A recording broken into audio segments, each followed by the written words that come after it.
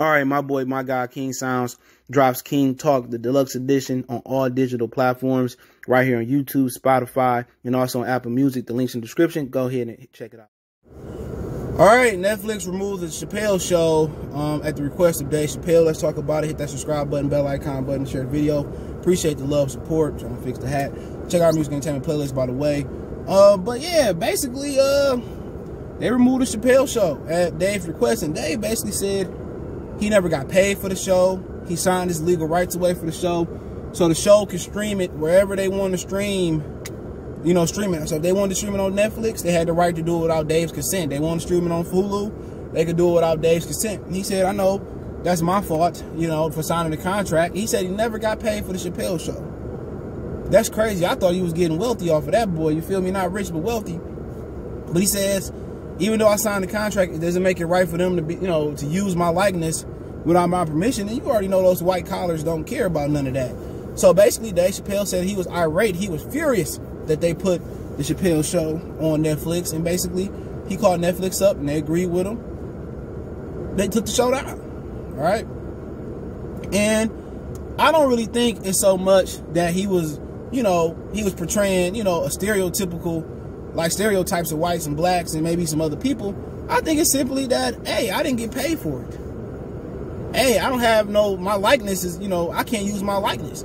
I can't use my power to say, bring it to Netflix and pay me this amount of money. Somebody took my image, took my ideas and didn't pay me for it. In all these years, I did not know he didn't receive a dime for the Chappelle show.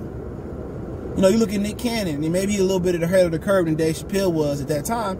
He owned Wild 'N Out, at least a part of Wild 'N Out, and when Viacom wanted to get DC Young Fly to be the host and offer him 8 figures, and if he would have said yeah, which shout out to that brother for having his soul and his integrity intact, he said no.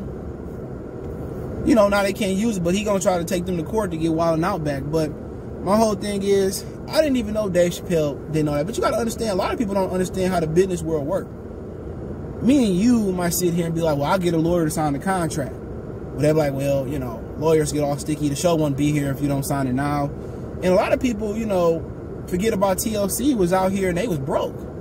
They had smash hits, top Billboard hits, and hadn't received a dime. New Edition, the same way.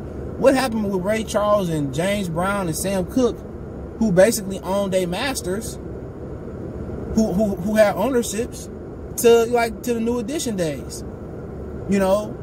That's unfortunate that it's boiling down like that, but just feel bad. You feel bad for guys who don't understand ownership, and then when they don't go left, when they say go left and they want to go right, then all of a sudden they're able to take your show away, take your name away, and use it the way you were using it and had no money, and you don't have no money, and that's unfortunate.